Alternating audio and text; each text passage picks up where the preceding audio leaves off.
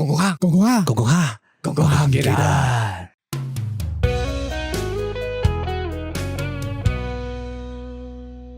各位觀眾，早晨啊！我就想問大家，點解菜心叫做菜心？吓，菜心點解叫菜心？就係因為佢菜嘅心臟咯。佢話係直譯嘅喎。咁芥蘭點解叫芥蘭？因為芥係苦咁解，完全唔合理。唉，屌你老母！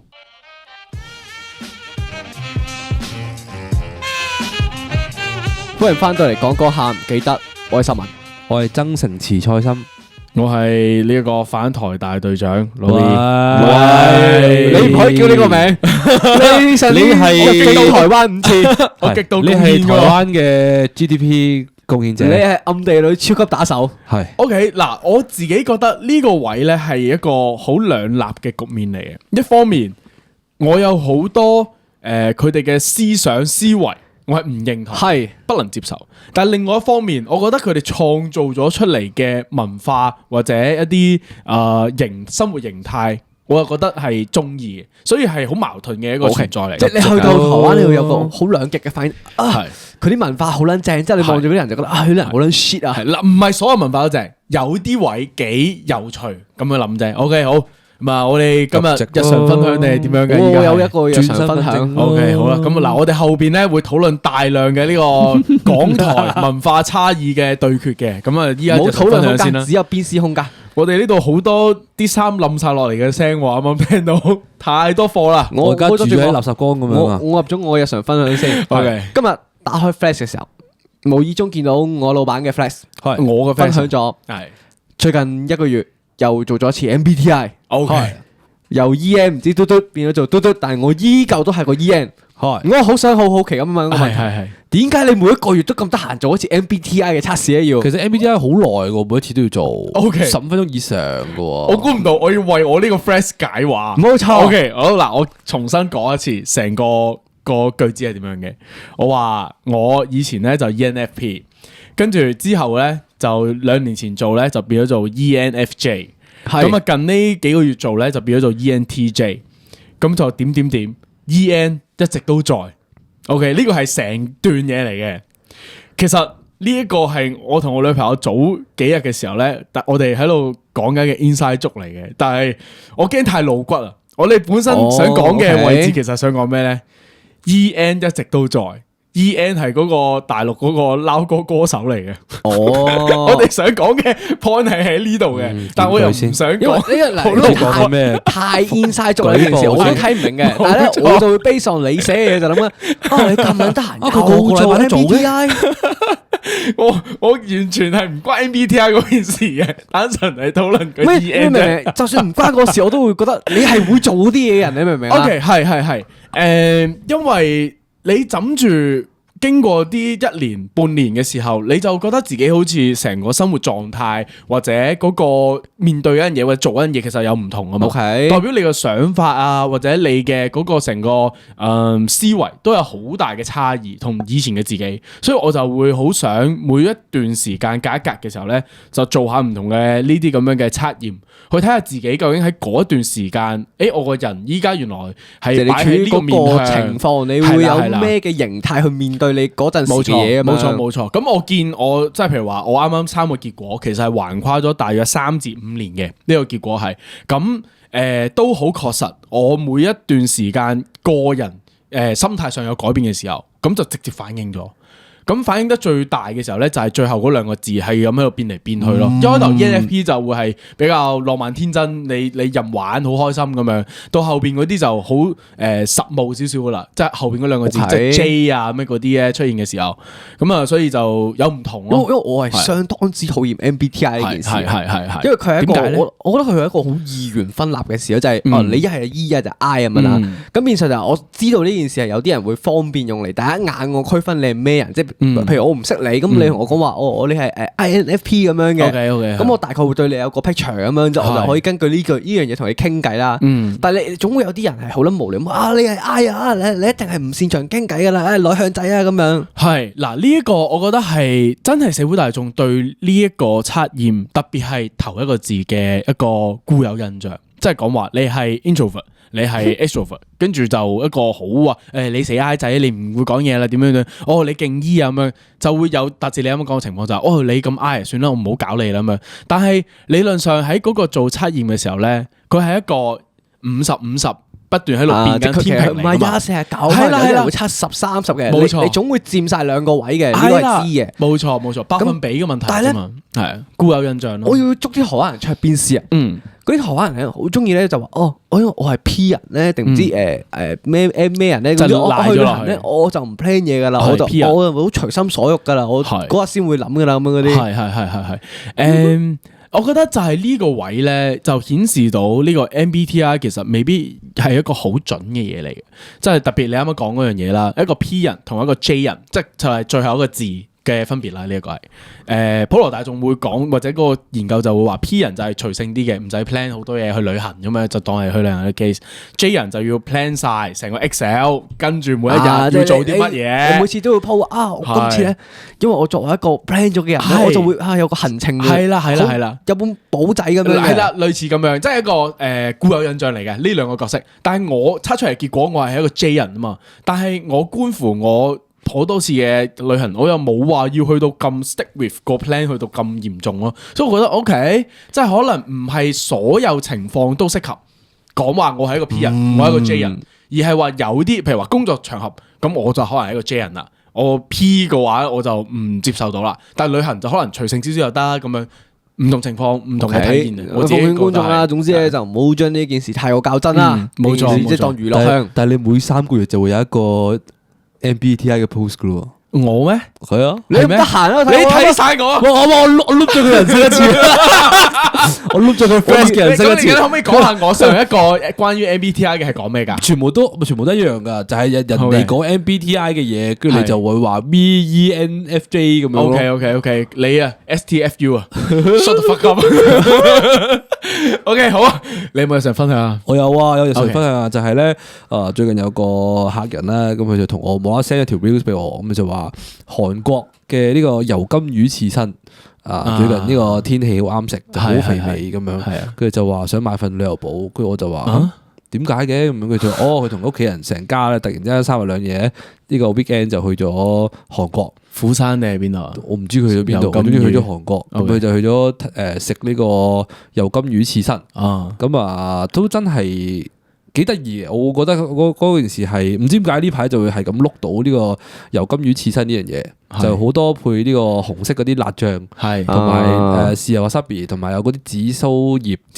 油甘魚定魷魚啊？油甘魚，唔係魷魚，唔係嗰隻噴屎魷魚，唔係嗰隻，唔係噴油嗰隻，係真係魚嚟。嗰隻白身㗎。佢揾你買旅遊保，因為佢準備食嗰啲魚嘛，因為要噴屎啊嘛。唔係呢輪係真係呢個天氣係適合食噶。我聽講。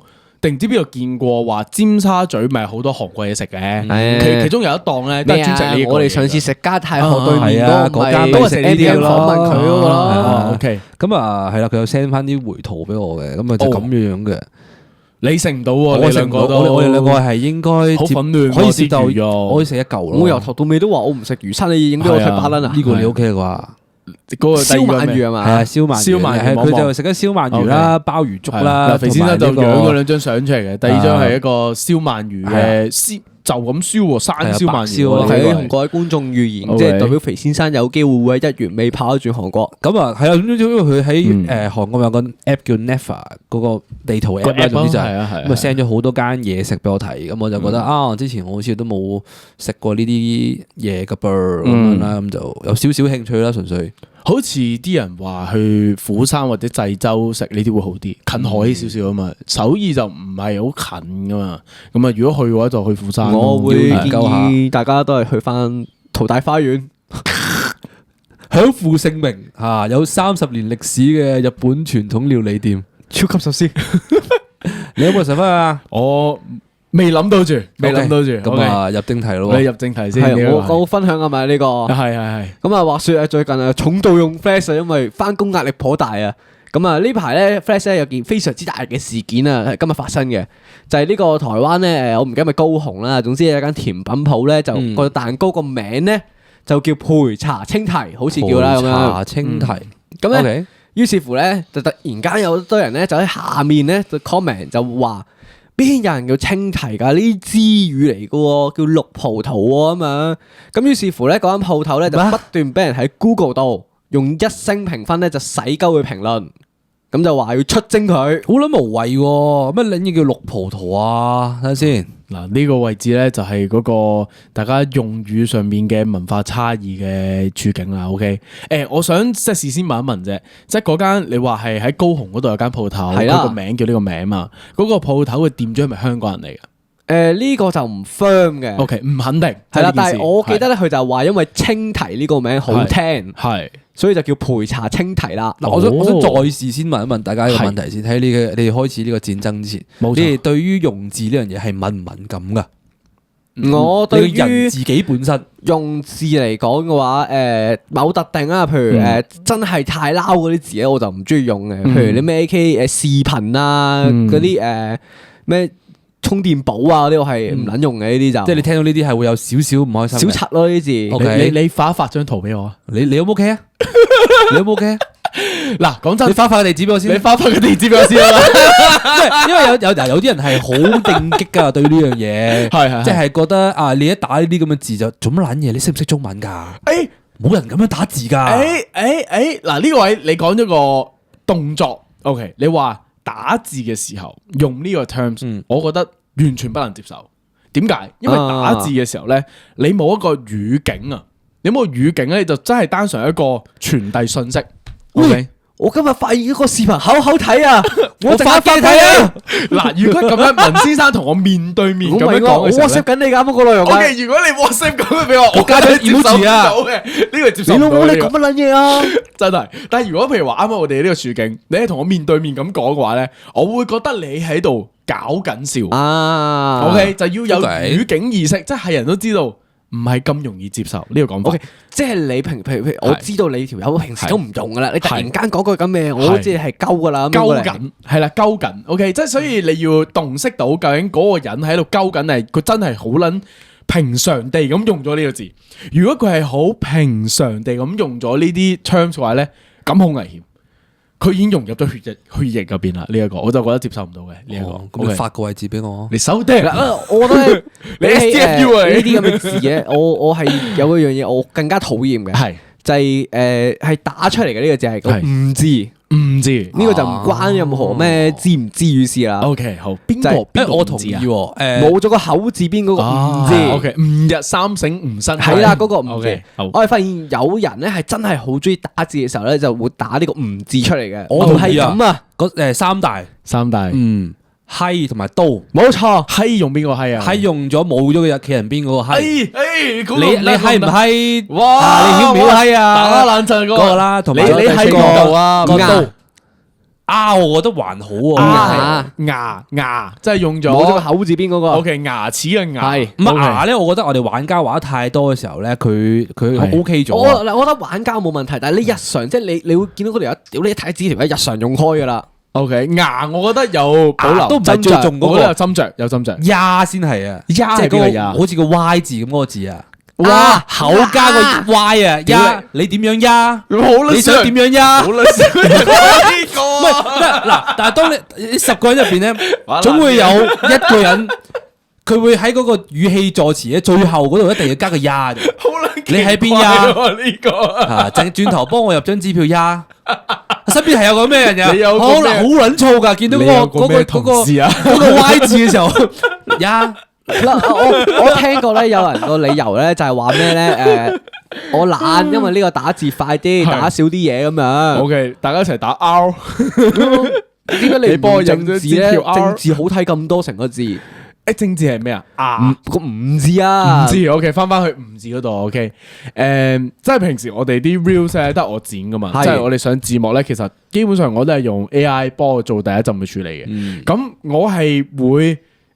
見到呢啲字，因為 AI 嘛，有陣時佢唔知點解就會生產咗呢啲咁嘅句子出嚟。AI 都 MK 妹嚟嘅，好撚 MK 啊個 AI，屌你佢嗰啲嗰啲嘢一定有嘅，呢個係我係每次都要全部手動重新打一次嘅，我接受唔到。譬如話嗰啲你喺唔喺呢度啊，咁啊就變咗個系列個係 OK 嗰個我接受唔到嘅，我要重新打過嘅呢個字咁樣。所以我覺得如果日常生活中見到即係譬如話 C check 緊嘅時候咧，見到呢啲字嘅時候咧，我會包容咯。嗱，包容唔代表我理解同接受啊，我包容啫。但係你唔通咁點啊？你屌柒佢啊？你冇得做啲咩噶？你要同事咁樣 send 個你喺唔喺度啊？我屌咗好多次啦。咁你冇撚再打嗰個字過嚟啊！咁佢冇改變啊！佢冇改變啦！好撚滋擾啊！OK 嗱，唔同嘅呢啲助語詞 ，OK 有好撚多討論嘅方向，因為太多啦，太大啦呢個太大呢個範疇。我哋翻返去知語先。我哋翻返去嗰個近日就係熱烈討論嘅嗰個青提子嗰個問題嗰度先啦。老實講，我日常生活中咧真係好撚少用呢個青提子咁全名噶，或者青葡萄咁樣好撚奇怪。你平時生活咩啊？你會講咩啊？青提咯，即係我阿媽係會平時會買青提子翻屋企咁樣嘅，即係你不自覺，我哋已經會用青提子呢三個字係啊，一定係會講青提。提子嘅。咁如果唔係咁用咩咧？嗱，你係個人好 focus on 呢件事，係啊你係有諗過，你先會講青提噶。誒，平時你係唔覺意，你就會講青提子噶啦。因為提子你會叫提子，你唔會叫提。我媽買一抽提翻嚟啊，你唔會咁樣講噶嘛，你會講提子噶嘛。咁你要區分，你咪講青提子，咪提子咯。但我又咁諗，即係喺一個語言學嘅個審美角度嚟出發啊。OK， 我唔熟嘅呢件事，但係我單純用審美角度出發啫。我覺得用兩個字咧就好完整工整嘅，優美啲咁樣，優美啲嘅，即係提子咁就兩個字啦，青提就兩個字啦，咁樣生菜就兩個字啦，咁樣你唔會無啦啦變到一個三個字一個 term 嘅。平時嘅時候，我自己嘅個人審美嘅角度嚟嘅。咁菠蘿包咧？菠蘿包呢個真係好波包，波包買個波翻嚟啊！買個包個菠蘿寶。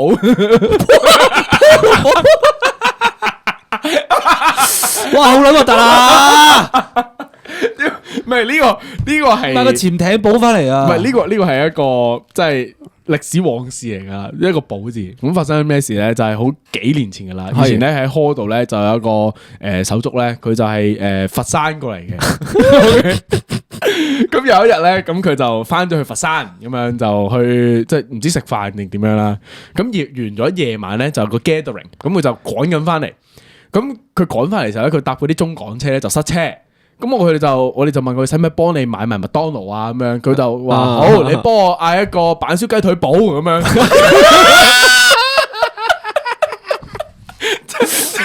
唔係呢個係一個文化差異嚟嘅，我自己覺得。因為佢哋唔講嗰個食字邊嗰個包字啊，同埋就算我哋平時講，我哋都會話幫我買個板雞咁樣。OK， 兩個字。我覺得板雞呢個優美太過呢個蝦上，因為對一個唔熟呢個 terms 嘅人嚟講，你幫我買 GCB 咯，咁樣係咪？屌你板燒雞腿堡真係接受唔到嗰下，我自己覺得。我發現咧，台灣人真係對呢個所謂嘅字語咧好撚敏感嘅。係，即係其實你諗下，其實大陸同你都係用葡萄啫嘛。我老實講，葡萄 OK 嗱，我哋 go back 去葡萄嗰個字個斟酌嗰度位置啦。OK。咁，我覺得佢哋唔係針對緊話，台灣用葡萄呢個字得唔得？佢哋係好針對話用青提呢個字嘅話，即係喺嗰個名嗰度嘅時候咧，就好詞不達意啊！佢自己覺得係覺得有個文化入侵嘅感覺。我想問多次，佢話佢要改咩名話？焙茶青提變做咩啊？焙茶綠葡。即係如果嗱，你真係用翻台灣 terms，佢哋叫綠葡萄噶嘛，即係青提子佢哋叫。OK， 嗱，嘗試用一個國語嘅角度出發，焙茶綠葡啊嘛，冇錯，焙茶綠葡，smooth 嘅。OK， 嗱，焙茶青提又好似真係唔 smooth 個音啊。如果青提嘅話，青提係個字面上我廣東話寫出嚟望落去嘅話係好多嘅，係。但我會斟酌於佢嗰個顏色上面，佢哋係咪色盲嗰啲台狗？嗱，因為提子如果係綠色嘅話，佢要再深色啲，咁咪變咗橄欖咯。嗱，呢個我未必認同，綠葡萄啊，綠葡萄嗱，因為青提都有好多種嘅，你夾硬冇講個字有冇聽到啦？係啊，屌你，青提，我日常生活中啊，屌你，我好撚少講咁撚多次呢個 term 啊，你明唔明啊？我好辛苦啊，依家你做乜嘢啊？你要唔要食青提子啊？一定係食青提子噶嘛，青提子啊嘛。OK，嗱，翻轉頭。綠色嗰隻提子咧，其實好多種啊嘛，有一隻係好青色嘅，比較修長少少嘅，OK，嗰隻係一款，另外一款係韓國嗰隻啊，好原身嘅，成粒大粒少少嘅，嗰隻係偏深色少少喎，我會覺得嗰隻綠色都 OK，都當提子。當提子啊嘛 ，OK，唔係香港人嗰個分法就好簡單嘅，你 cheap 雞嗰啲就叫提子咯。如果你貴啲嗰啲叫葡萄或者叫巨峰。巨峰提子，巨峰提子喎，兄弟，巨峰提子喎，唔會講落去嘅。我決定由今日起，為咗中台係友好三地友好，我會叫佢做菩提，我叫佢我會叫佢菩提老祖。冇錯，葡萄同提子 mix 埋。但係喺我固有印象入邊，提子呢兩個字就代表係紫色嘅嗰啲先叫提子，綠色嘅一定要叫青提或者青提子。一定要區分開噶，唔可以撈埋一齊噶。通常都係咁樣，你信唔信？你要唔要食提子啊？佢唔會啊，佢唔會問你咩顏色，佢會問你食唔食提子啊？因為我有同佢討論過呢個問題嘅，即係我講過話，我唔中意食提子，我唔中意食紫色嗰隻。係，所以咧佢每次都淨係會買青色嗰隻俾我。所以我哋屋企嘅呢個文化已經建立咗噶啦。有咩分別啊？因為紫色嗰隻提子咧，佢係會偏甜身少少，同埋有機會有核喺入邊嘅。Okay? 綠色都會有核噶，綠色嗰隻咧就要韓國嗰隻先有機會有核。個提子有核嘅咩？有啲有嘅，有啲有嘅，有啲巨峰有核噶嘛？我冇搞錯。有啲有嘅，有啲有嘅。係啦 ，OK。咁所以喺嗰個語境入邊，即係嗰個讀音啊，可能喺佢哋台灣嗰個普通話或者國語嗰個文化入邊讀落去，可能未必順暢。但係我啱啱又諗咗另外一樣嘢，另外一樣嘢。青提呢個字其實係咪喺日本都會見到噶？我真係純粹問一問啫，諗下先。我唔知點解，好似有個固有印象就喺柒到賴屎入邊咧買蛋糕嘅時候咧，會見到青提呢個 terms 咁樣。咁但係你喺唔係香港柒到賴屎㗎嘛？香港柒到賴屎係喎，你諗乜撚嘢啊？港產㗎嘛？你又唔係日本？嗱，好簡單嘅。如果你喺柒到賴屎見到綠葡萄蛋糕，嗱，你有咩諗法？嗰下你會覺得我會嬲喎，你會嬲啊？居然會嬲喎，乜撚嘢綠葡萄蛋糕啊，好撚嬲啊！呢個 term 唔得喎，接受唔到喎。而家會有少少共情咗喎，佢應該係咪啊？就係喺我哋嘅語境入邊就唔接受呢件事，咁喺佢哋語境入邊都唔接受青提呢件事咁樣，大家都冇錯噶。喺大家個文化同語境嘅嗰個氛圍底下，就會有一個共同覺得話，喂，唔得呢件事啊嘛。OK，可能喺青提呢個問題 ，OK 喺都有啱嘅位。喺日本嘅角度咧，青提子係叫做通常都係指香印麝香葡萄香印係啦，香印。咁所以佢係叫 Moscato 係日文定咩嚟㗎？日文就係叫 Moscato。OK， 係啊，佢就唔關呢個青提子事噶啦。Anyway，啱啱咧講起提子，我突然間諗起另一個例子，係士多啤梨。OK，草莓，佢哋亦都係會覺得士多啤梨係之語。吓，OK，我有見過，我有見過人咁講，冇錯，我有見過人咁講嘅。OK，嗱，我哋開始又嘗試由呢個語境嗰個審美角度出發啦。你試下用國語去讀士多啤梨，士多啤梨咁樣，好撚奇怪嘅，其實草莓好撚奇怪。嗱，草莓呢個我唔撚理佢先啦。首先，我覺得將呢四個字擺落喺國語講就係棘嘅、翹口嘅成件事。但係喺我哋廣東話語境意識入邊讀出嚟嘅時候，就係士多啤梨其實同 strawberries 係比較接近。因為我哋香港好多 term 成日都係 base on 英文再譯過嘅啫嘛，係啊，所以就冇一個太大嘅問題咯。喺呢個情況之下，但係所以呢個位我覺得係佢哋起降，我能夠理解嘅。但係佢起降還起降，佢唔可以屌鳩我哋講士多啤梨。冇錯，呢個就係我斟酌個位。因為咧 ，fresh 咧唔係得台灣用到嘅啫嘛，老實講。咁但係台灣人咧會覺得 fresh 咧係台灣發明嘅，係佢哋嗰啲黐撚線㗎，佢哋 fresh 係台灣嘅地方。你傻㗎？你呢啲咁嘅港產，麻煩滾出去。豬一百格姓豬啊！佢哋成日都會講埋呢啲咁嘅嘢嘅。我覺得呢個嘅文化無啦啦起衝突呢件事，我覺得係好唔有好感嘅。所以我咪話有啲文化，我覺得我幾中意；有啲佢哋嘅意識，我係不能接受嘅。OK，呢個係我自己嘅睇法嚟嘅，呢個就 OK。咁啊嗱，翻翻去啱啱嗰個名嗰度嘅時候咧，其實譬如話你講個士多啤梨嗰件事啦，我覺得係有一個原因，點解佢啲台灣人會對呢啲字咧會抱有一個好大嘅反感嘅？因為咧，我啱啱就醒起，之前咧我睇 YouTube 嘅時候咧，台灣 YouTuber 有一個叫嘟嘟 Man 嘅嘢嘅，咁唔知大家有冇聽過啦？咁總之佢哋就係兩個喺美國咁樣就開倉嗰個嘛，即係開嗰啲舊貨倉咁樣。係一個本身就做精算，一個就做 Apple 咁樣，就翻咗台灣拍 YouTube 咁樣啦。咁佢哋早期拍片嘅時候咧，好多時都會中英夾雜啊，因為喂大佬佢喺美國生活咗好多年 ，OK 好難避免嘅呢件事。佢咁唔知個中文 term 係咩，佢腦都冇呢個字存在，咁佢講咗英文咯。咁佢哋早期嘅時候就俾好多台灣觀眾係屌鳩佢哋，就話你哋用呢隻叫晶晶體。晶晶體係咩咧？晶係晶瑩剔透嘅晶，晶晶體。晶晶體咧，其實佢哋我啱啱就揾咗咧，話源自於咧以前咧有個人咧叫李晶晶，名媛嚟嘅，係啦。佢接受呢個啲雜誌訪問嘅時候咧，佢就好中意就中英夾雜咁樣講嘢，咁所以咧就變到咧就將啲中英夾雜嘅講嘢方法就叫晶晶體。OK，咁點解會佢哋啲人對呢個咁有反感咧？因為唔識英文咯。嗱，呢個係其中一個展現嚟嘅，唔識英文。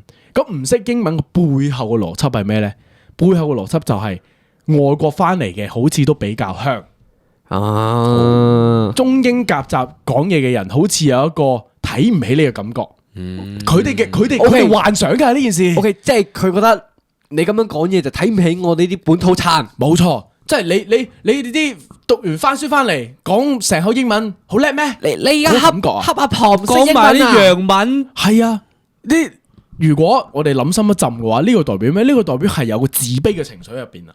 咁本身嗰個人佢個生活嘅環境就係咁樣。譬如話我哋喺香港，我哋平時即係你啱啱講個 terms 啊，講合同咁樣呢個 terms 都我哋預先預備嘅時候，我屌你！我真係好撚耐冇講過合同呢個字啦！講真。大家平時都係簽 contract 咁樣嘅啫嘛 ，OK？咁跟住你幫我 book 嗰張台未啊 ？OK？即係溝貨噶嘛，我哋係幫我準備份合同過嚟，同我簽一下，預定個同我預定個尺子，即係唔會咁講噶嘛。我哋個語境或者我哋個文化就係咁樣營造，全部人都係咁樣。咁喺外國生活嘅台灣人，可能佢個文化都係咁樣。咁一翻到台灣就唔得啦。我哋啲人即係我哋譬如話香港人喺 Flash 上面講嘢又唔撚得啦。屌你咪咁撚自卑咩？英文你都話唔撚得喎，好撚奇怪啊！呢件事好多文化嘅衝突討論都係因為佢哋個自卑感。其實我覺得有時即係你無論你用咩字都好嘅，你中文字個語境差唔多嘅啫嘛。你最後你唔明你咪 Google 咯，好簡單。你行多一步嘅啫，有啲嘢可能你睇得明噶嘛，根本就係啦。嗱，啱啱講嗰個中英文溝貨嗰樣嘢咧係一回事嚟嘅。咁仲有一回事咧，仲有戰場咧就係講緊話。呢幾個月啦，至半年啦，啲台灣人咧係咁打緊嗰啲人，話咩用支語警察，有呢個 term 呢4個字。呢個嘢咧，我都覺得係好撚無稽同搞笑嘅呢件事係。咁啱啱文仔係有揾到有個表咧，有啲對決我寫咗少少張紙仔度嘅。好，我哋一開頭咧就講第一個先啦，就係我哋嗰時去台灣嘅時候，即係上個月啦，食飯嘅時候咧，我已經見到呢樣嘢咧，我已經覺得好值得討論嘅，就係咧。台灣咧有隻菜咧叫做大陸妹嘅，OK，我第一次見呢個 terms 嘅時候咧，係喺我哋去高雄嘅時候食嗰間米糕嘅時候我見到嘅，我特登嗌咗，因為我好想知係咩嚟。即係大陸妹係乜？即係你有時咁樣食小炒喺嗰度望住佢咩料？屌你有冇咩菜？炒大陸咩嘢炒大陸妹？係咪有大陸妹現場炒菜？我睇咧水蓮我都放過你啦，我話晒香港打邊爐我都食過咁樣。係嗱，水蓮係一回事 ，OK， 大陸妹其實佢係好普通嘅一個菜，就係生菜。屌啊！生菜叫大陸妹，點解咧？跟住我哋預先就都百思不得其解啦，咁就走去 Google 揾一揾佢發生咩事啊？因為以前啲生菜引入去台灣咧，都係由大陸嗰邊引入嘅。咁佢哋咧唔知點解又會走去貶低人哋，跟住就話大陸妹咁樣。What the fuck？ 我係唔理解噶呢個邏輯。點解唔可以揾個好啲嘅名俾佢咧？人哋引入咗個菜。去你嗰度，你都中意食，所以個菜就會留低咗喺嗰度，成為咗一個菜式咁樣，咁多年啦咁樣。同我炒個中國名媛出嚟啊！好啦 ，what the fuck？ 即係我唔係話幫邊個嘅問題啊，呢個即係冇話幫邊個嘅，係唔合理咯。我就覺得呢個邏輯係。其實佢個名改得好 low 喎，你唔覺得？因為我覺得係上唔到台面，你明唔明啊？即係譬如啊，你當我幻想我今日去飲咁樣，我食有味啊，叫咩即係發財好市配生菜底咁樣，啲人咁啊，屌你去到台灣大陸妹，發財好市配大陸妹咁樣喎，好撚奇怪乜嘢啊？你會諗係咪即係有一集大陸妹行出嚟圍住你，勁撚鹹濕啲啊！沒有談不成嘅生意喎，呢度擦獎啊！嚟啊 OK 嗱，因為大陸妹呢個 terms 咧，即係近年即係大家都開始會覺得話，會唔會唔係咁好聽嘅咁樣？即係台灣嗰邊咧，其實都有開始思考嘅。咁佢哋咧就嘗試話有個運動，就改個名，就唔好叫炒大陸妹啦。佢哋叫佢叫咩？福山萵筍。哇！橋喺度插手啊！萵筍冇關係嘅喎，因為佢係嗰個萵類嘅嗰個植物種類啊，本身就咁樣。係啊，品種。咁就嘗試用一個好科學嘅名去做啊。定算啦，你不如 copy 香港嘅定係跟香生菜港啦，叫唐生菜好唔好啊？不如生菜係生菜，係啦。咁嗱，我哋有冇問題啊 go back to 我哋平時我哋日常生活啦，我哋係叫生菜咁樣噶嘛。咁啊，生菜呢個 term 啫，一開頭咧我唔信邪嘅，即係因為文仔有嘗試有一個解釋就係話，你啱啱解釋我啱咩啊？啱解釋咩？嗱，生菜啊嘛，屌你生食得噶嘛，咁咪生菜啊嘛。咁啊分兩種啊嘛，唐生菜、西生菜，一種係中國嚟嘅，一種係歐美嚟嘅啊嘛，即係一個漢堡包生菜，一個係就咁平時你生菜包啲生菜啊嘛。係。咁跟住就 Google 咗啦，發現原來就真係咁樣，就因為可以生食，所以就叫生菜。嗱，好 natural 啊呢件事，即係冇任何嘅歧視或者點樣，就係因為可以生食，所以叫生菜。跟住又個讀音上面又好似同生財。就係好似好吉利啊，即係呢個 terms，所以廣東地區咧就覺得幾中意嘅呢個 terms 咁樣。所以廣東話嘅 naming sense 係比較好嘅，因為有得捉套路噶嘛，即係有人有路捉到㗎，可以。馬鞍山因為似馬鞍噶嘛，大佬。真㗎？呢個唔知啊，小知識台係啊。OK 嗱。咁喺講生菜呢個 item 嘅時候咧，好難避免唔講埋一樣嘢，就係叫西生菜咁樣噶嘛。OK，即係我哋平時食開嗰啲就叫唐生菜、西生菜，咁就顧名思義就係因為由西方引入嚟嘅叫西生菜。啱啱我哋又揾到台灣叫西生菜叫咩話？好似羅馬生菜啊嘛，羅馬生菜，美生菜，美國嘅羅馬生菜係一個品種，但係美生菜係嗰啲柒頭撈頭講嗰個名。係啦，就但係都係同一樣嘢啦，即係你麥當勞食個沙律嘅時候，嗰個生菜就叫美生菜咁樣。喂，大佬，屌你！原來你都有生菜呢個名嘅，咪係咯？點解啊？咁用翻提子個 concept 咪得咯？美生菜同埋生菜咁咪可以咯？生菜咯，咪搞掂咯已經。你都夠膽使用顏色分葡萄啦？同埋點解係美咧？我又唔明啦。一定係美國嚟嘅，崇洋媚外啊！好撚奇怪嘅，真係好撚奇怪。成件事我真係成個文化個嗰個品味，我唔係好理解。我覺得除咗大會，仲有一個 A 菜，A 菜，A 菜真係好撚戇鳩。我每一次見到 A 菜，我都會嗌，因為我都係想 check 一 check 個 A 菜係咪有唔同。因為喺我本身嘅 mindset 入邊咧，A 菜我覺得係佢嘅例牌，係。即係好似平時你喺香港你食油菜咁樣，佢唔俾你揀，你嗌油菜，佢就有咩菜就俾你食咩菜。喺我嘅班入邊 A 菜係呢個 concept 嚟嘅。我大概 A 菜係咩話 ？A 係我媽家姐咁樣。係啊 ，A 係我媽家姐咁嘅感覺咯。唔係 A 唔係我媽家姐。A 唔係油麥菜咩？油麥菜 A 係油麥菜 ，A 係油麥菜。嗱，啱啱 Google 就有冇原因嘅呢個？係因為咧，嗰個。油麥菜，等先揾翻先，佢嗰個名咧叫做萵仔菜，OK，因為都係嗰個品種啊。OK，喺萵仔菜呢個萵字咧，用台語發音咧比較似 A 字，OK，所以就叫 A 菜啊。但係呢個位我唔會屌嘅，因為呢個係佢哋嘅語言文化嘅方案，係啦，係佢哋嘅文化演變出嚟嘅。OK，呢樣嘢我唔屌，但係我覺得。幾搞笑啫！佢牽強到李斯咁樣喎，但係李斯 Silly Chan 咁樣喎。講真，佢哋即係譬如話台灣人睇我哋去解釋李斯呢件事，佢都覺得百思不得其解噶。咁乜撚嘢咧？點咧？嗱，你根本唔可以咁樣計噶嘛。嗱，李斯屌你個 inside 咗個撲街噶嘛。你唔想高得唔信連真，你唔知古仔邊度嚟噶嘛？呢個。但係我哋呢個文化底下。佢聽到呢個故事嘅時候咧，我哋都會心微笑，我哋唔會話哇屌你點解咁樣解釋啊？講好多嘢，我哋唔會嘅。咁可能佢哋嘅文化都係咯。A 菜由細到大都叫 A 菜，咁就係咁樣咯，即係 OK 呢個我冇任何意見嘅，單純覺得幾搞笑啫。唔係咁，其實撇除咗呢個節目之外，好少人會無啦啦深究啲名點解嘅，因為你平時你都無啦啦喺度諗緊點解芥蘭叫芥蘭啦，係咪先？芥蘭點解之間嗰下先至諗啫。但係芥蘭呢個名咧，其實我一直以嚟咧都覺得佢喺咁多種菜系入邊咧，我覺得係比較突出少少嘅呢兩個字，比較優雅咯。芥喎，即係好少話菜嘅時候，你連一個菜字都冇喎。芥蘭懶字好靚，係啊，個蘭字好靚。係啊，芥嘅時候，我唔知點解一出個芥字咧，我就有一個感覺啊，喺度純粹感覺嚟嘅，就係嗰個菜應該硬身嘅，芥啊嘛，即係好似一把刀定點樣嘅嗰個感覺嚟嘅，呢個係 OK。個人細個到依家嘅，即係你見開唔知點解永遠喺酒樓炒身出嚟都係切到有有啲角咁樣嘅，起角咁樣嘅，係啦，因為芥菜都係硬身少少、挺身少少嘛。OK，咁啊就一直以嚟嘅感覺嚟嘅呢一個。講起個懶字幾得意，係。仲有我個老友係西蘭花，西蘭花嚟喎，仆街！我哋植物學家嚟，原來台灣菜係好戇鳩。咁樣西蘭花嗰度發生咩事啊？咧西蘭花咧嗰班冚家富貴警察咧都係話呢個係一個滋語。OK，咁啊我都唔係好諗明啦。咁啊你哋點樣叫咧？咁我上網揾啊，佢叫青花菜。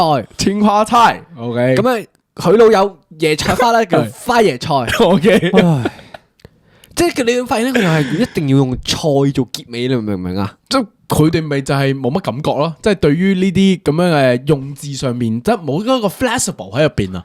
嚇，好撚 stick with 嗰個 rules 啊！菜就一定有個菜字，點都好拼個菜落去。菜類就一定要撈後面撈個菜，咁人哋望落去真係似咗花咁啊，大佬。係啊，所以椰菜花呢個名咧，其實我哋都覺得係幾有感覺嘅，即係你一講嘅時候，你就有一個大約嘅幻想出嚟噶嘛。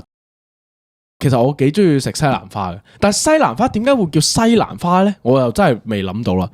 佢自西呢個西方引入㗎，我決定係啊，請觀眾 OK 出題目 OK 爹咁啊嗱，首先你喺下面就要解答我哋點解叫西蘭花？點解叫西蘭花？但係我哋 Google 都 Google 到啊呢個，唔得，我觀眾喺下面要你哋揾 NGD 小教室 OK，即係有嗰啲完咗個堂之後有功課做嘅。喂，咁順手解答埋呢個嗱，西蘭花、椰菜花、糖蒿、冰菜、萵筍。屌你，不如寫本植物大腸。可唔可以諗晒呢啲嘢？糖蒿呢個名都好撚型其實。係啊，糖蒿。你未食過呢個菜，你諗糖蒿，你會覺得佢係一啲好似好長好幼嘅草咯。係有呢個感覺喺度咯。皇帝菜，幾啲又霸氣，食完之後個人好難食。咁多種菜，我係會成日將皇帝菜同西洋菜混淆嘅兩個樣，又好唔同喎。即係咩？我食過差唔多樣喎。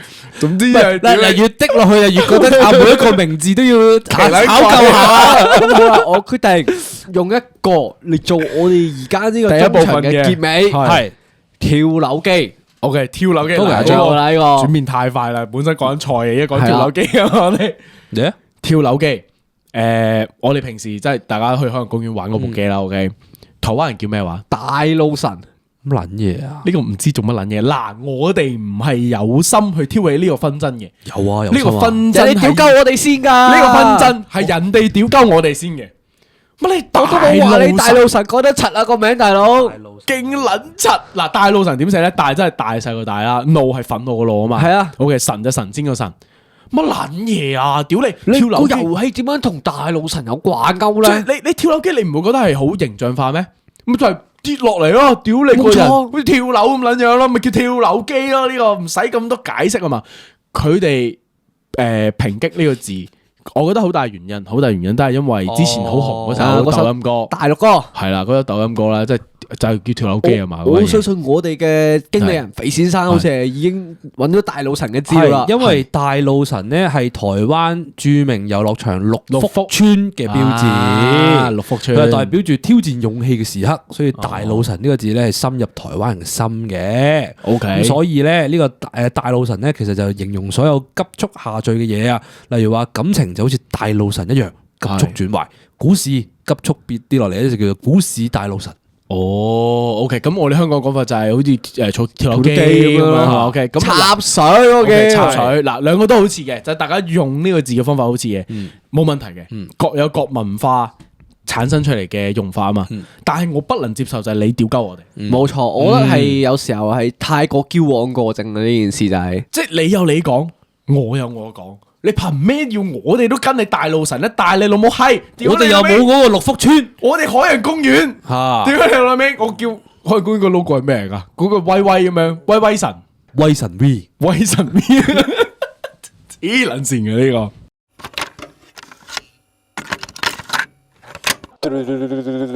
NGD 冷知識題目時間。古羅馬人用咩材料嚟清潔牙齒 ？A. 木炭粉 B. 尿 C. 貝殼粉 D. 蜂蜜混合鹽。C. 貝殼粉。貝殼粉。錯，答案係 B. 尿。嚇！因為羅馬人相信用尿嚟啷口或者刷牙可以美白牙齒同埋殺菌。多謝大家。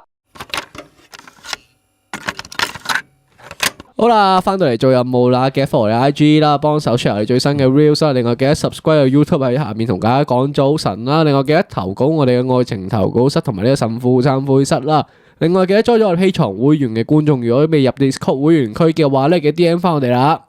多 Hestia 生日快樂，多 Hestia 生日快樂。哇！我哋呢個 loop 咧，我好似記得同佢講第3次生日快樂啦，已經係真係。呢個好早期啊！多謝大家啦，真係即係我哋嘅節目都邁向4週年啦咁樣。文先生好似有講過4週年，好似想有啲嘢搞咁樣啦，就以後睇下點樣啦。OK，係咯，咁樣就4年啦。我覺得呢件事係 OK，好啦，咁我哋去到下半部分啦，係嘛？下半部分。OK，下半部分要討論啲咩啊？下半部分咧，多謝大家，都係喺 Flash 度嚟嘅。即係啲人咧已經開始咧講我哋咧，哇！屌你哋咧，平時做節目咧好撚簡單噶咋？第一就上去個 Discord 嗰度望望啲人討論緊啲乜嘢，即係我哋自己嘅 Discord，覺得有趣咪攞出嚟做咯，冇趣嘅就睇下 Flash 有咩講。說話咧笨唔係咁講嘅，真係點解咧要用 Flash 咧？係就因為咧，我就唔中意喺下面同人打泥膠摔角。OK，你中意喺呢度打？冇錯，因為呢度除咗啲人可以喺 YouTube 度屌鳩我之外，佢冇得反擊，冇人可以反擊。但我哋節目一直以嚟都係咁樣噶嘛。係噶，我哋由連登開始揾題目，到蔡瀾揾題目，到 Flash 揾題目，到 Discord 揾題目，我只可以退守去我嘅三里地入面攻擊大家。OK 啊，冇人可以攻擊我哋。係啦，咁咧呢條題目係點解會咁嚟咧？突然間咧就見到咧，可能有個 post 啊，就係話我真係好中意 Deep Talk 啊，我覺得Deep Talk 咧真係好正啊咁樣。OK，深度對話，冇錯，就我都諗咗好耐啊，乜撚嘢叫 Deep Talk 咧？係 OK，即係呢個係一個問題嚟嘅。係啦，嗱，如果即係我即係第一下見到網絡上邊就有人討論話想揾人一齊 Deep Talk 嘅話咧，我第一個感覺咧，我係會抗拒嘅。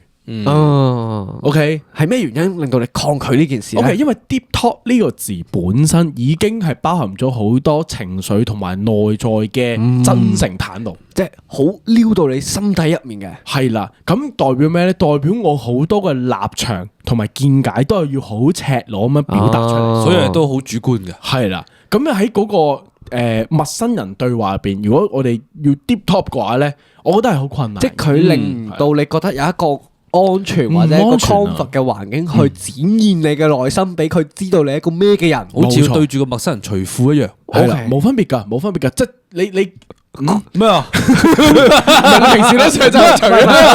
我覺得對你嚟講呢個容易過對住我哋除褲。咩啊 ？OK， 即係嗱，我理解嘅，你想講嘅嗰件事件咧，就應該係早嘅排咧，就係又發生咗咧，有條友就揾人話，喂，嚟我個酒吧度280蚊，嗰個就唔係嗰個其中一個嚟嘅，但係咧最主要咧就係呢排都係好多枕住咧就明嘅，係啦。咁我想講嗰個 case，我想講嗰個 case，OK，因為我見到呢個 case 嘅時候咧，佢就邀請人啦，即係話過嚟，咁就可能10個人左右啦，咁樣就俾280蚊飲杯酒，咁樣3個鐘，咁大家就錄個 podcast Deep Talk 嘅咁樣。喺我嘅感覺，我第一眼見到呢個活動嘅時候咧，我會即刻覺得呢個好似逼我去拍 AV 咁樣嘅。OK，冇分別噶，無啦啦我要同啲三唔識七嘅人坐低喺度赤裸相見咁撚樣，仲要一嚟就10個人喎。係啊，嗱，我先撇開話個活動點樣，係啊。咁假如佢話俾你聽啦，你嚟到係你會 blur 樣，你會打格仔，把聲會轉咗嘅，你O 唔 OK 先做呢件事？唔 OK。嗱，呢個就去到第二層層次啦，即係講嗰個活動啦。OK， 第二層次就係你將我嘅所有嘅思想、我嘅 ideas 攞去做 content， 即係 FC2 你都唔收，唔收。FC 都犯法嘅，你梗係會流出啊嘛！屌，我唔想喺個視頻見到我啊嘛！屌你，呢兩個網都犯法嘅，你而家要解把氣啊嘛！好危險噶，好敏感噶。屌你，我大家唔好睇 FC2 啊，知唔知道啊？好唔尊重噶。我點知你點處理啊？屌咁樣，俾人知道咁點算啊？知道我太赤裸嘅真實想法咁樣，我唔得噶嘛。同埋 FC2 係嗰個製片人俾翻錢佢噶嘛。而家係個女優自己揞錢出嚟拍喎。係噃，真係。仲要個重點係咩咧？我俾咗錢啦，我仲要去到嗰度啦。我仲有機會冇得俾人屌嘅，即係我要做執男，我坐喺企喺度，即係你有機會，我冇得分享，俾人揸住支咪講撚晒咁樣，最後我好想講啊，我係坐喺度打飛機嘅。係啊，點我覺得呢個係最撚戇鳩件事嚟嘅，仲要揀人喎，揀唔中我咁點啊？我要俾280蚊，我聽啲唔撚知啲人喺度做乜撚嘢咁樣，好奇怪。佢後邊有解說嘅，佢話佢自己嘅嗰個能力就係聆聽人哋講嘢。佢覺得自己control人哋，即係後邊俾意見啊嗰樣樣咧就好把炮啦。覺得身邊啲朋友都話佢好勁啦，所以佢就主辦咗呢個活動咯。呢個感覺似咩咧？我朋友話我好搞笑一樣，所以我有玩棟篤笑。但係咧，都係嗰句啦。我見佢活動咧係真係有人會去參加，即係代表人係中意佢活動啦。咁呢個我哋撇開先啦，撇開，我哋翻返去 Deep Talk 呢件事先。翻去 Deep Talk， 即係老實講，係我都好少可會真係無啦啦會同班朋友走去 Deep Talk 嘅呢件事。你會同你嘅朋友 Deep Talk，但係你唔會打響 Deep Talk 呢個名號去做呢件事。即係我唔會突然間今日推開門。我哋今日嚟 Deep Talk 啦，不如我哋搞唔撚掂啦，屌你！我哋 Deep Talk 搞下先，你唔會咁樣去處理呢件事，反而係飲大兩杯，你無啦啦講啲奇怪嘅活動，話要踢 lift 又好，搞咩又好，講下突然之間其中一個師兄突然之間坐低咗，佢就話：我30歲啦。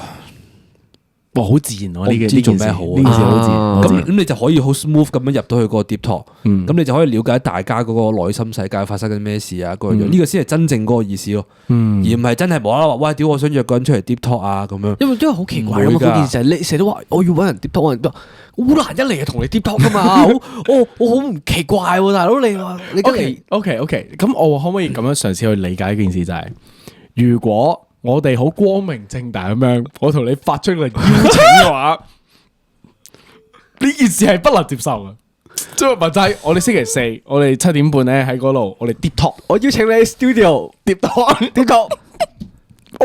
怪，我單個劈頭坐低個係 B， 我媽媽曾經細個打過我好多次，我打到我後面全部都拉，你就只會佢對我造成個童年創傷。OK。即係直接開始就你話你會覺得佢做乜撚啊？佢呢個直拳咧就好似你約炮，你做愛，你直接就話要做愛，你唔可以有任何嘅前提。OK，乜撚都唔准做，你直接就懟落去，好撚乾嘅，好撚乾，你就硬係一定要懟落去，你未扯嘅，但係你就係咁嘗試帶套，然之後係咁，你做咩唔硬啊？做咩唔濕啊？好撚核突啊！呢件事。我覺得你形容得好好啊！你講啊，我發現我有少少抑鬱啊，最近即唔得噶嘛，即係你要 Deep Talk，我覺得係真係你啱啱講個處境就係好自然地，大家開始活躍起嚟，即係講咗好多廢話啦，咁樣慢慢 pick up 咗一啲感覺嘅時候，先可以開展嘅，唔可能話屌你咪特真係叫個7點半我吹水嘅。Deep Talk 係一個應該 suppose 應該可能係3至4個人內要解決嘅嘢咯，即係你唔可以話一班人圍圈大家一齊 Deep Talk，我覺得好邪教咁嘅邊咯。係嗱，我覺得 Deep Talk 咧有2種情況嘅，第一種情況咧就係幾個類近年紀嘅人。坐埋一齊，可能3至5個人咁樣，咁樣呢個係一款嚟，呢個係大家傾閒偈嘅形式去 Deep Talk 嘅，呢個係一種。咁呢個咧就要係好自然發生嘅，就要係大家飲2杯屎水，慢慢講下先產生到嘅。第2種情況咧，我見證過嘅，咁嗰次我係喺台北見證過嘅，咁就係喺一間好撚偏嘅 cafe 入邊嘅。橫街咁樣啦，突然間見到有一個同我哋年紀差唔多嘅男仔，着住即係smart casual 衫咁樣嘅，佢對面係一個年紀大少少嘅叔叔咁樣嘅，大約目測50-60歲咁樣啦，好乾淨，戴副粗框眼鏡咁樣好 decent 嘅一個男人咁樣嘅，佢哋喺度細心長談咗好耐嘅。咁我隱約聽到嗰啲嘢咧，其實就係個男仔咧，佢係上網或者 LinkedIn 啦，就 coffee chat 呢個爸爸咁樣嘅。OK，咁如果係呢個年齡唔係好接近嘅形態嘅 deep talk 嘅話咧，我覺得係有機會存在。似係嗰啲吸收人生經驗嘅感覺啦，會係即係真係嚟誠心請教，我有啲問題咁樣去。咁呢只都叫 deep talk 啊，OK？咁個老伯伯真係會分享佢嘅見解、佢嘅經驗俾你聽咁樣，咁你又真係將自己嘅問題好赤裸咁搬出嚟，咁呢種我覺得係有機會成立嘅。咁如果你話年紀相近嘅幾個人一齊，即係或者單對單 deep talk 嘅話，就好難直接咯，唔正常咯，無啦啦就夾硬好乾咁樣插入去嘅話唔得咯。咁嗱，問你個問題就係，你係會中意deep talk 嘅朋友啊，定係純酒肉朋友？即係有分噶嘛？你總會有啲人出嚟就我成班人出嚟食個飯，嘻嘻哈哈咁樣吹廢水咁樣，有一日噶啦咁樣。呢個問題咧，其實我正喺上個星期我同我女朋友討論過同一個 issue 嘅，就係究竟我哋應唔應該喺我哋呢個時間點嘅我去接受一個 deep talk，或者聽人呻，或者聽人即係講啲好真實、好真誠嘅情緒咧？我覺得係唔好嘅。依家係點解？因為喺依家嘅我哋，呢個年紀嘅我哋咧，去接收呢啲過量嘅負面情緒嘅話咧，係會感染到佢嘅負面情緒。咁點解我會特登強調依家嘅我哋咧？因為依家嘅我哋嗱，話大唔大，話細唔細。OK， 細嘅話咧就好容易就一聲就唔記得晒啲嘢，或者我都唔明你講緊啲乜嘢。OK， 依家嘅年紀嘅我哋就會共情，我知道你講緊啲乜嘢，會 trigger 到我嘅痛苦啊！即係感覺上就你係一個跑緊長跑馬拉松嘅人，可能40K，你係跑到20K，你係仲要係維持緊自己嘅跑速，係啦，我自己姿勢都未執正，我冇辦法過嚟幫你啊，大佬。冇錯啊！咁如果你話我年紀再大多少少嘅時候咧，我覺得我可以接受。依家嘅我覺得我 handle 唔到，我寧願走個朋友。依家嘅我，咁咪純粹因為你中意俾意見嘅一方啫。即係你聽到呢啲咁樣嘅 deep talk 嘅時候，你覺得你會俾意見，你會忍唔住要講下嘢咁樣啫。咁但係人哋有啲嘅 deep talk 就係即係純粹傾下偈，聽下你講嘢，即係就純粹有聆聽嗰個部分就已經可以咯。但係我就係擔心個位咧，就係在於我唔使俾意見都好，我聽佢去講佢嘅嗰啲困難，我都會感受到嗰種痛苦。即係佢可能咁啱講起話，公司有啲咩面臨啲乜嘢嘅時候，呢個時候咧就會突然間出格到，哎呀！仆街，我自己都係，係啊，可能你當星期日，咁啊，可能同我 friend 食緊飯，食緊小菜，你兩條友傾傾下，本身好開心嘅，本身好開心，我突然間諗起，仆街，聽日都要翻工啊，係啊，咁就開始討論工作上面嘅困擾，真係大家就開始困入嗰個 bad trip 嘅狀態噶咯，跟住又開始討論話，屌，臨近30歲啦，我係咪要轉換跑道啊？咁樣嗰啲咧，跟住就自己勁撚 panic 啦，跟住開始啊嘛，唔好意思，差唔多10點啦，聽日要翻工，我翻屋企先啦。但翻到屋企咧，沖涼嘅時候睇到，洗頭喺度。仆街啦！佢講到好似都啱啱地喎咁樣。我係咪要轉工咧？我係咪要學個新技能咧？跟住你個星期，你成個星期都沉醉喺個情緒入邊。我究竟有冇啲咩係我學到我做到嘅咧？我係咪需要出去報工聯會咧？咁樣你太多啦呢啲情況，所以我覺得我依家的我不能接受。係啊，我控制唔到啊，我未夠勁。我覺得而家呢個歲數係第二春。第二春啊嘛，27、8呢個係第二春，17、8嘅時候係第一春，可以咁講。每一個7、8呢一個位置咧，就係一個新嘅混亂嘅時期。上一個7、8嘅時候就係你中學變大學啊嘛，中學變大學咪你好混亂啊，唔知聽邊個講好啊，定係自己行好啊。咁你再嚟下一個7、8嘅時候咧，就係你由一個junior 變 senior。然之後又或者你開始要結婚生仔，要 plan 呢 plan 到嘅時候，你又好撚亂啊，唔知聽邊個講好啊，結唔結婚好啊，搞唔搞呢啲搞到好啊，去到37、38嘅時候，又有一個新嘅混亂期啦，有家庭，又有啲新嘅人行埋嚟同你講話，離唔離婚好啊，買唔買樓好啊，搞唔搞咩好啊，係每一個階段嘅7、8歲呢啲位置咧，佢哋都會有好多好混亂啊。OK，咁係咪就代表？即係7、8歲呢個階段嘅就唔好，我會統一接收大家27到29、17到19各樣呢啲年紀咧，都唔好聽人講嘢。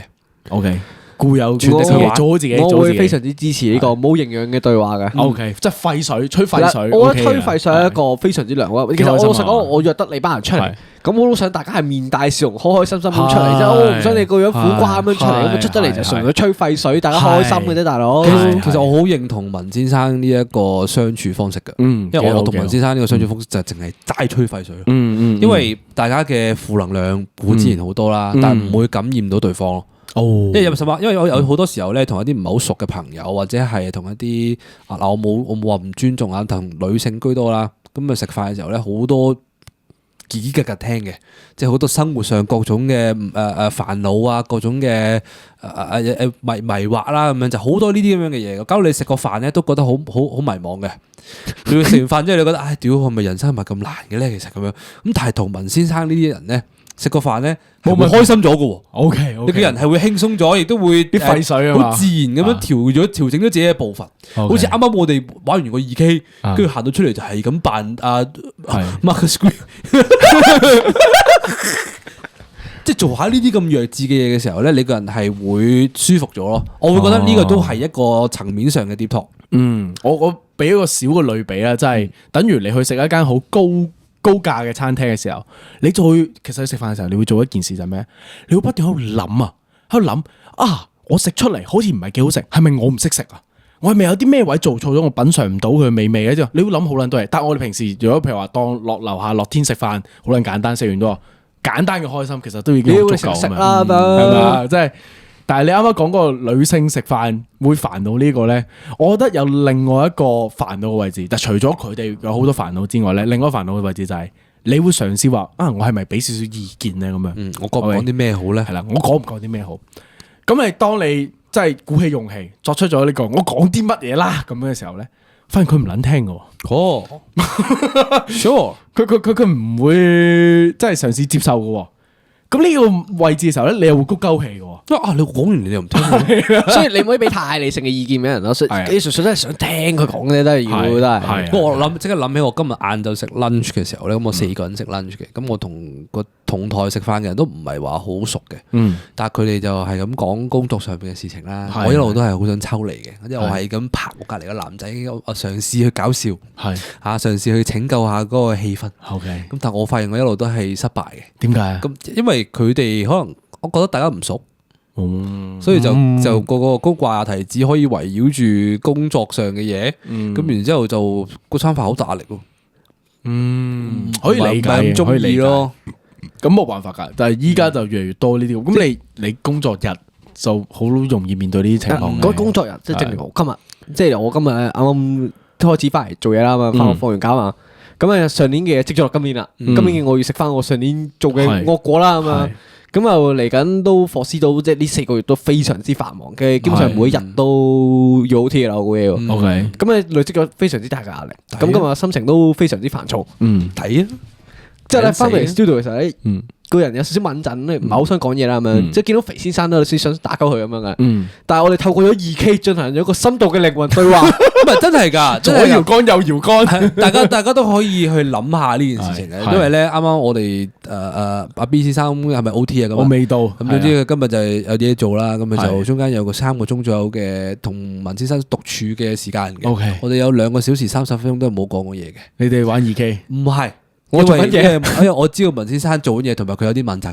哦，係啊！我上到嚟嘅時候，見到文先生開住部電腦做緊嘢。係咁，佢 OK 喺度執緊圖啊，成啊咁樣嘅。係我知佢應該今日心情唔係咁好，係嚇，因為要攞埋啲嘢翻嚟呢度做。係咯。咁於是乎咧，第一次喎我就冇同佢玩嗰佢，部電腦。我冇同佢講過一句嘢嘅。啊，我知佢有職員，佢啲職員我一同佢講嘢，講咩咧？我都死嘅。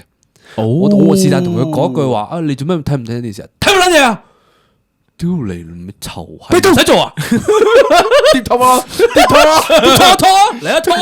插入嚟啊！咁於是乎咧，我就默默咁樣等啦，係等到文先生做完嘢啦，咁我係就同佢講話你打唔打2K啊？ OK，我哋透過2K 冇講嘢噶啦，其實我純粹想同佢透過2K 有一個靈魂嘅對話。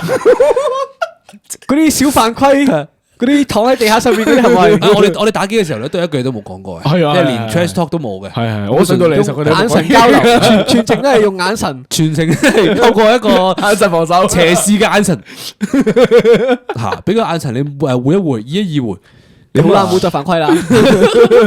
啱啱嗰個 deep talk 我覺得係差唔多噶啦，但係咧，我覺得係新一年啊，唔想咁即刻答。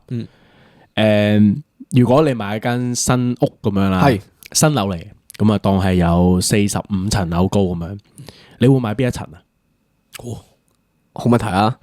我係會選擇買40層以上嘅。OK， 好頂噶咯喎，已經係。點解啊？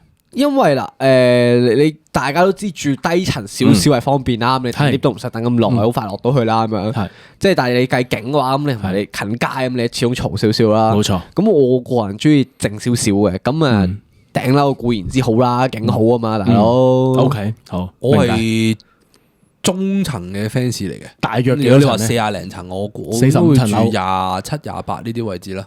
哦，都偏高，中層偏高，因為太底層咧，我又會覺得好多老鼠曱甴爬嚟爬去，跟住又太近個地面，我都唔係好中意嘅。太高我又會驚，因為我覺得好畏高，同埋我覺得如果打風會揈啊嘛，打風嘅好似會好危險咁樣。咁啊，中高層就啱啱好啦，有個安全感，得嚟又望到嘢。